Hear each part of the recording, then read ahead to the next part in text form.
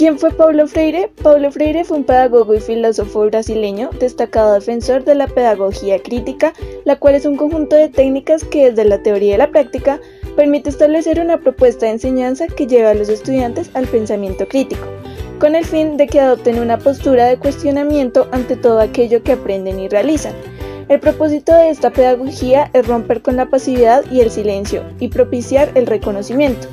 Es conocido por su influyente trabajo titulado Pedagogía del oprimido, que se considera uno de los textos fundamentales del movimiento de pedagogía crítica.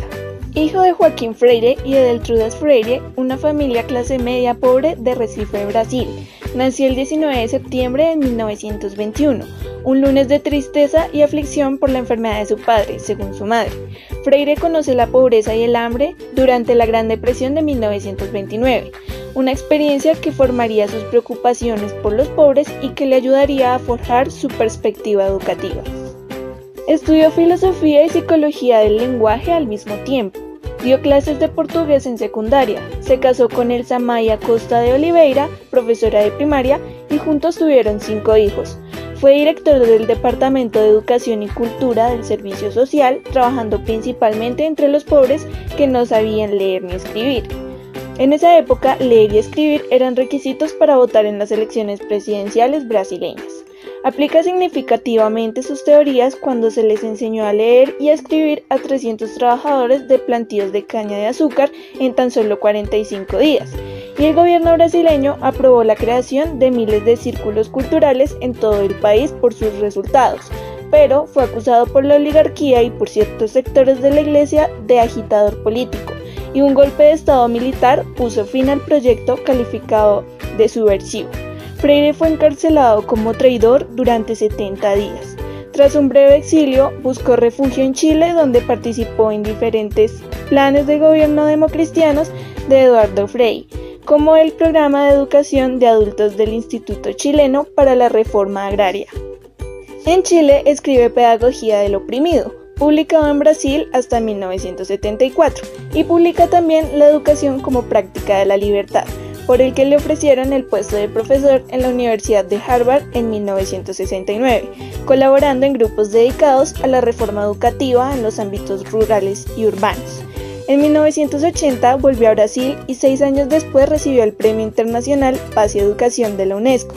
Hasta pocos días antes de su muerte, el 2 de mayo de 1997, a sus 75 años, aún debatía su concepto de pedagogía crítica. Y la pregunta final es, ¿por qué ha encarnado la bioética?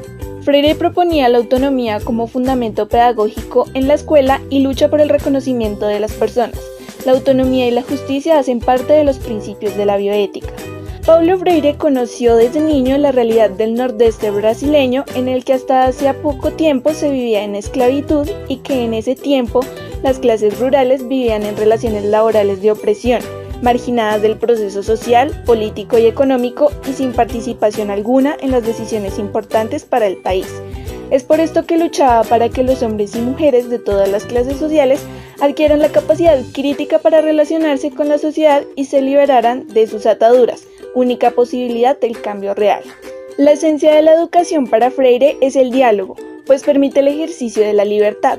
Los hombres no se hacen en el silencio, sino en la palabra, que es lo mismo que decir en el trabajo, en la acción y en la reflexión. El diálogo implica un encuentro de los hombres para la transformación del mundo, por lo que se convierte en una exigencia existencial. Según Freire, todos los elementos necesarios para la liberación se podían hallar en la alfabetización de las personas, de aquellos a los que no se le era concedido el derecho a expresarse, a los oprimidos. Para Freire, la alfabetización es la conquista que hace el hombre de su propia palabra y le da conciencia a su vida, la oportunidad de expresarse frente al otro y ser autor y testigo de su propia historia.